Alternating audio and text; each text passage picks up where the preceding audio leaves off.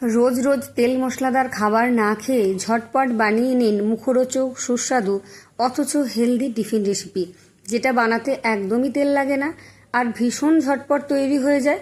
তাহলে চলুন শুরু করি আজকের রেসিপি। নমস্কার বন্ধুরা, কেমন আছেন সবাই? ভালো তো? পাপিয়ার ঘরোয়া চ্যানেলটিতে সকলকে জানাই স্বাগত। চলে এসেছি আবারও একটা দুর্দান্ত রেসিপি নিয়ে। রেসিপিটা তৈরি করার জন্য প্রথমেই আমি একটা বাটির মধ্যে একটা ডিম ভেঙে দিয়ে দিলাম। ডিমটা অবশ্যই দেবেন, এটা ডিম দিয়েই তৈরি হবে। পুরো রেসিপি দেখুন, একদম স্কিপ করবেন না, না হলে অনেক কিছু মিস করে যাবেন।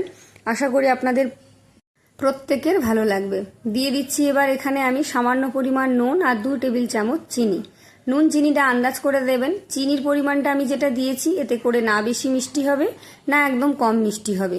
তবে আপনারা যদি চিনি খেতে না চান এখানে গুড়েরও ব্যবহার করতে পারেন, সেটা প্রয়োজন মতো দিয়ে নেবেন।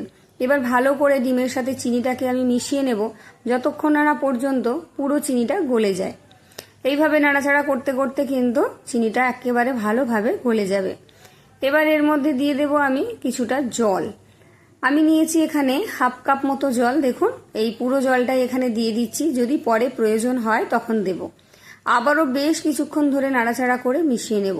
যারা ভিডিও দেখা শুরু করেছেন একটা লাইক দিয়ে দিন, আর লাইক দেওয়া হয়ে গেলে অবশ্যই একটা হাইপ করে দিন, দিয়ে আমার পয়েন্ট বাড়িয়ে আমাকে নতুন নতুন রেসিপি তৈরি করার উৎসাহ বাড়িয়ে দিন।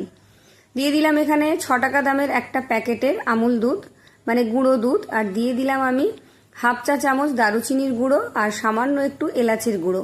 এলাচের দানাগুলো বার করে আমি হামানদিস্তায় থেতো করে নিয়েছি, আলাদা করে গুঁড়ো ব্যবহার করিনি। ভালো করে এবার এটাকে মিশিয়ে নিতে হবে ডিমের সাথে। গুঁড়ো দুধটা একটু সময় ধরে নাড়াচাড়া করলেই কিন্তু খুব ভালোভাবে এটা মিশে যাবে। দেখুন কতটা সুন্দরভাবে মিশে গেছে। কাজটা কিন্তু খুবই সহজ, খুব তাড়াতাড়ি হয়ে যায়। এবার নিয়ে নিয়েছি আমি 1 কাপ আটা আর ময়দা মিশিয়ে। আপনারা চাইলে শুধু আটাতেও করতে পারেন বা শুধু ময়দা দিয়েও করতে পারেন, তবে হেলদিভাবে তৈরি করছি তাই আমি আটার পরিমাণ বেশি দিয়েছি, ময়দাটা কম দিয়েছি। এবার আমি অল্প একটু জল নিয়েছি, কারণ এটা মিশিয়ে দেখলাম অনেকটা শুকনো শুকনো লাগছে। আবারও আমি হাফ কাপ মতো জল নিয়েছি, তবে পুরো জলটা একসাথে দিয়ে পাতলা করে নেব না, অল্প অল্প করে দিয়ে পাতলা করব। একসাথে বেশি দিয়ে দিলে কিন্তু এটা পাতলা হয়ে যেতে পারে, কতটা ঘনত্ব হবে সেটা বুঝতে পারবো না। তাই এক গাদা জল একসাথে ঢেলে না দিয়ে অল্প অল্প করে জল দিয়ে এটাকে আমি একটা ব্যাটার তৈরি করে নেব। খুব বেশি পাতলা না, খুব বেশি ঘনও না। দেখেই বুঝতে পারছেন এটা খুব বেশি পাতলা করা যাবে না আর খুব বেশি ঘনও করা যাবে না, ঠিক এই রকম ঘনত্বে তৈরি করে নিতে হবে। এবার এর মধ্যে দিয়ে দেব আমি 2 টেবিল চামচ মাপের সুজি। এটা দিলে বেশ মুচমুচেও হবে আর সফট হবে, খেতেও ভীষণ ভালো লাগবে। হেলদির সাথে একটু মুখরোচক না হলে কিন্তু বাচ্চাদের বা বড়দের ভালো লাগে না। আর আপনারা যখন স্কুল অফিসে সকালে বা বিকেলে ঝটপট করে কিছু বানাতে চান অথচ কিছু মাথায় আসে না, তখন কিন্তু এই রেসিপিটা খুব তাড়াতাড়ি বানিয়ে নিতে পারবেন। সবকিছু ভালো করে মিশিয়ে নিয়েছি, এবার ঢাকা দিয়ে রেখে দেবো 10 মিনিটের জন্য। ততক্ষণ এটা দিয়ে খাওয়ার জন্য একটা চাটনি বানাবো। তার জন্য একটা মিক্সির বাটির মধ্যে একটা মিডিয়াম সাইজের টমেটো নিয়েছি, 2টো কাঁচা লঙ্কা, সামান্য পরিমাণ নুন, অল্প কিছুটা কাঁচা বাদাম দিলাম, আর দিয়ে দেবো আমি 2 চামচ তেঁতুলের কাত। পাকা তেঁতুল ভিজিয়ে তার কাতটা বার করে রেখেছিলাম, 2 টেবিল চামচ দিয়ে দিলাম। এখানে আর আমি জল দেব না, ঢাকা দিয়ে একটা ঘন মিশ্রণ তৈরি করে নেব। এখানে দেখুন পেস্ট তৈরি হয়ে গেছে। এবার এটাকে একটা বাটির মধ্যে আমি ঢেলে নিচ্ছি। আপনারা যদি চান এটাকে কড়াইতে ডাইরেক্ট তড়কা দিতে পারেন, তবে আমি একটা তড়কা প্যানের মধ্যে 1 চামচ সর্ষের তেল গরম করে হাফ চামচ জিরে আর হাফ চা চামচ মতো কালো সর্ষে দিয়ে দিলাম। আর দিয়ে দেব আমি এখানে কিছুটা কারি পাতা। তার আগে জিরে আর সর্ষেটাকে ভালো করে ভেজে নিয়েছি। কারি পাতাটাও একটু নাড়াচাড়া করলেই ভালোভাবে ভাজা হয়ে যাবে। এবার সমস্ত তড়কাটাই আমি এই বাটির মধ্যে দিয়ে দেব। দেখুন সব কটাই ভাজা হয়ে গেছে, দিয়ে দিলাম। আপনারা চাইলে এখানে একটা শুকনো লঙ্কাও দিতে পারেন, তবে আমি যেহেতু 2টো কাঁচা লঙ্কা দিয়েছি আর বাচ্চা আছে বাড়িতে, তাই আর ঝাল দিলাম না। ভালো করে এটাকে মিশিয়ে নেব। আপনারা চাইলে, আমি আগেও বলেছি, কড়াইতে ফোড়ন দিয়ে পুরোটাকে নেড়েচেড়ে নিতে পারেন। ভালো করে এটাকে মিশিয়ে নিচ্ছি, মিশিয়ে নিয়ে একধারে রেখে দেবো। এরকম চাটনি বানিয়ে নিলে কিন্তু আপনারা রুটির সাথেও খেতে পারবেন বা অন্য কিছুর সাথেও খেতে পারবেন, ভীষণ ভালো লাগবে। এটাকে সরিয়ে দিলাম। এবার যে ব্যাটারটা আমি রেডি করে রেখেছিলাম সে ঢাকাটা আমি খুলে নিলাম। একটু নেড়েচেড়ে দেখিয়ে দিচ্ছি, দেখুন কতটা ফুলে উঠেছে। অনেকটা কিন্তু ফ্লপি হয়েছে আর অনেকটা ঘন হয়ে গেছে। সুজি দেওয়া আছে, অনেকটা জল টেনে এটা একটু ঘনর দিকে হয়ে গেছে। তবে এখানে কিন্তু আমি আর জলের ব্যবহার করব না, এই রকমই থাকবে। এখানে দেব আমি বেকিং পাউডার। বেকিং পাউডার দিয়ে দেব এখানে আমি 1 চা চামচের একটু কম, খুব বেশি দেওয়া যাবে না, এটা নরম তুলতুলে হবে আর ফুলকো ফুলকো হবে, সেই জন্য বেকিং পাউডারটা দিলাম। আপনারা যদি পছন্দ না করেন না দিতে পারেন, তবে দিলে ভীষণই সফট হবে আর ফুলকো ফুলকো হবে। ভালো করে আবারও একটু মিশিয়ে নিচ্ছি। খুব তাড়াতাড়ি কিন্তু তৈরি হয়ে যায়। আমার দেখাতে যতটা না বেশি সময় লাগছে, এটা তৈরি করতে কিন্তু আরও তাড়াতাড়ি হয়ে যায়। চলুন, এটা তৈরি হয়ে গেছে। পুরো ব্যাটারটা দেখেই বুঝতে পেরেছেন যে কতটা ঘনত্ব রেখেছি। এবার একটা কড়াই বসিয়ে দিয়েছি, এটা লোহার কড়াই বসিয়েছি, ছোট্ট কড়াই বসিয়েছি যাতে প্রত্যেকটা শেপ সুন্দরভাবে হয়।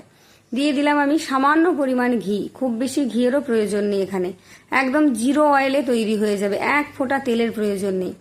ঘিটা গলিয়ে চারিদিকে ছড়িয়ে নিয়েছি কড়াইয়ের। এবার যে ব্যাটারটা তৈরি করে রেখেছিলাম ভালো করে একটু নেড়ে চেড়ে নিয়ে এর মধ্যে দিয়ে দিচ্ছি। দেখুন, একটা একটা করে দিয়ে দেব, 1 হাতা করে ব্যাটার দিলেই যথেষ্ট। গ্যাসটাকে একদম লোতে রেখেছি। এবার একটু ঢাকা দিয়ে দেব,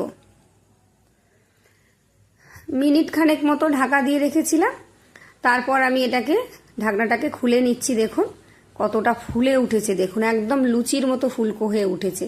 আর তলায় কিন্তু একটু আর ঘি নেই, দেখেই বুঝতে পারছেন।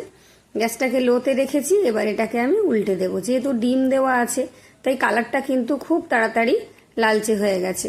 উল্টে পাল্টে এইভাবে একটু লালচে করে ভেজে নেব। কতটা ফুলকো ফুলকো হয়েছে দেখুন, আর ভীষণ সফট হয়েছে। আমি দেখিয়ে দিচ্ছি, দেখুন একটু চেপে যে কতটা সফট হয়েছে, দেখেই বুঝতে পারছেন। প্রত্যেকটা আমি বানিয়ে দেখিয়ে দেব যে তেল ছাড়াই কিন্তু আমি বানিয়েছি। আবারও সামান্য একটু ঘি দিয়ে দিলাম, দিয়ে আবারও ব্যাটার দিয়ে দেবো 1 হাতা। প্রত্যেকটাই কিন্তু আমি এরকম সামান্য ঘি দিয়ে দিয়ে বানিয়ে নিচ্ছি। আবার একটু ঢাকা দিয়ে দেব। এইভাবে প্রত্যেকটা টিফিন খুব ঝটপটভাবে তৈরি হয়ে যাবে, খেতে হবে ভীষণ সুন্দর। একবার অবশ্যই বানিয়ে খাবেন। আর কে কোথা থেকে দেখছেন অবশ্যই কমেন্ট করে জানিয়ে যাবেন। যদি ভালো লাগে, নতুন হয়ে থাকেন আমার চ্যানেলে, তাহলে চ্যানেলটা সাবস্ক্রাইব করে পাশে থাকা বেল আইকনটি প্রেস করে অল করে রাখবেন। আমার ভিডিও নোটিফিকেশন সবার আগে আপনার কাছে পৌঁছে যাবে। যারা ফেসবুক থেকে দেখছেন, যদি ভিডিও ভালো লাগে তাহলে অবশ্যই পেজটা ফলো দিয়ে রাখবেন, আর একটা লাইক কমেন্ট শেয়ার দিয়ে রাখবেন।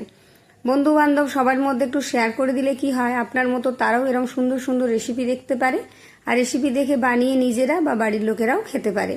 দেখুন কতটা সফট হয়েছে আর কত সুন্দরভাবে প্রত্যেকটা তৈরি হয়ে যাচ্ছে। দেখুন প্রতিটা আমি তৈরি করে দেখিয়ে দিচ্ছি। এইভাবে সমস্ত ব্যাটার থেকে খুব কম সময়ে ঝটপট করে এক একটা টিফিন আমি বানিয়ে নিচ্ছি। এই 1 কাপ আটা ময়দা দিয়ে অনেক পুরো পরিবারের জন্য কিন্তু আপনারা টিফিন বানিয়ে নিতে পারবেন।